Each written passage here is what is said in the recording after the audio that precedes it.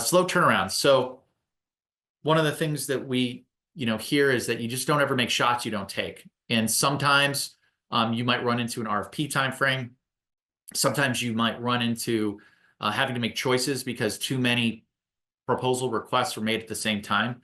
So how do you fight that? And really, it's about increasing velocity at every turn. So structuring pricing so that if you're going to install X number of plants, or if you're going to take care of pond basins, or have to do watering, or have to do dog poop stations, that you understand how long that takes in an engineered way. So you don't have to ask your operations people to walk the property every time. You don't have to ask them to look at it. Walking properties is by far the best way to get accurate information, but sometimes it is just not possible if you have too many bid proposals that are going on at once, or the operations people are managing the operations and they can't spend the time to make sure that the estimate is accurate. So pricing structures, proposal templates, those are all just critical to having those.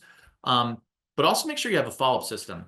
So if you are requesting for a branch manager to review hours on a proposal, there ought to be a follow and task-based system. Make sure that happens. So it's not sitting there for 2 weeks while you're waiting for a specific answer and holding up other work.